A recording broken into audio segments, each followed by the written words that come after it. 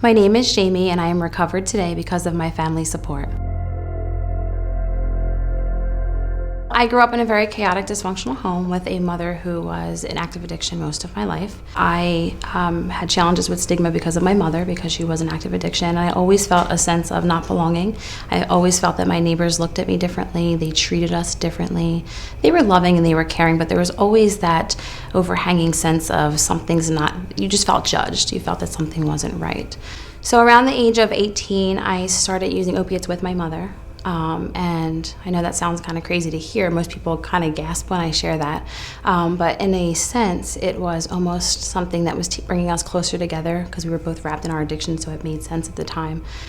Unfortunately, my mother died in my arms from her heroin overdose when I was 18 years old. And then from there, that took me to a life, to more madness, more craziness. And I began to use even further, and I began to go deeper into my addiction. I was a chameleon. I was whoever you wanted me to be. There was no sense of purpose, or I was just existing. I'd wake up every day looking for the next drug, and I was just almost just there, just kind of going with the flow of things. My family was tired of saving me. They were tired of getting phone calls from me from different rehab facilities, and they were just done with me. And I had never really been on my own in a sense. So even though I grew up in a very chaotic, dysfunctional home and there wasn't much family around, I always had either my mother, my grandfather, my sister. So when those three main people were no longer in the picture, that's when I knew I'd hit my bottom. And I was just kind of existing, and I was a chameleon to whatever was around me. So my family found Pennsylvania Adult and Teen Challenge in Philadelphia. We have a women's facility. So I did the 1-year program, and then they offered me the option of staying on as an intern. And then at that time, I did a 3-year internship with them, where I helped out around the house. I worked in various different departments. They hired me as a staff member. Today I have a purpose.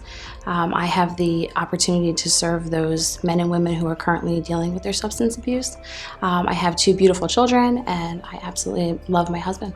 Do not base your overall view of people that want to help you based off of one situation that you've been in where someone has judged you.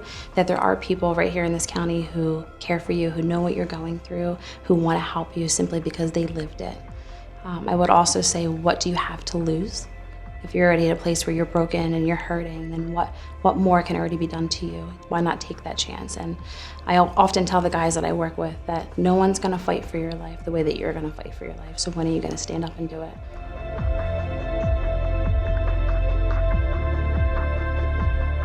Addiction shouldn't define anyone. Support helps, stigma hurts. Take the first step in breaking through the stigma of addiction at sosberks.com/addiction. Paid for with Pennsylvania taxpayer dollars.